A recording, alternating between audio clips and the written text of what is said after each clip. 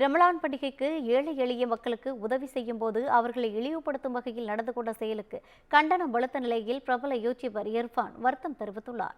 பிரபல யூடியூபரான இர்ஃபான் உயர்தர உணவகங்களில் பரிமாறப்படும் உணவுகளை ருசி பார்த்து அது குறித்த வீடியோக்களை தமது இர்ஃபான் வியூஸ் என்ற யூடியூப் பக்கத்தில் பதிவிட்டு வருகிறார்.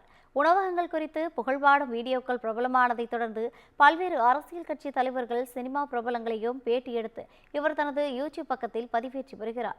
வீடியோக்கள் மூலம் பிரபலமடைந்த இர்ஃபான் அடிக்கடி சர்ச்சையில் சிக்குவது தொடர்கதையாகி வருகிறது.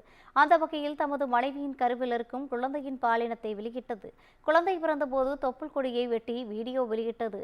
இர்ஃபானின் கார் மோதி பெண் உயிரிழந்தது என பல்வேறு சர்ச்சைகளில் சிக்கினாலும் அவர் மீது கடுமையான நடவடிக்கை எதுவும் எடுக்கப்படவில்லை.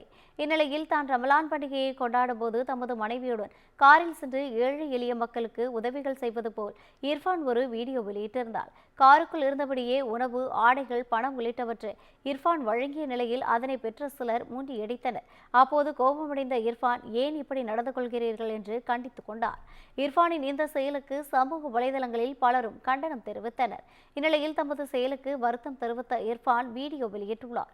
இதில் எந்தவித முன்னேற்பாடுகளும் இல்லாமல் சென்றதாலும் தமது மனைவி உடன் இருந்ததாலும் பிரச்சனையை கையாள தெரியவில்லை என்று கூறியுள்ள இர்ஃபான் தமது செயலுக்கு வருத்தம் தெரிவிப்பதாக தெரிவித்தார்.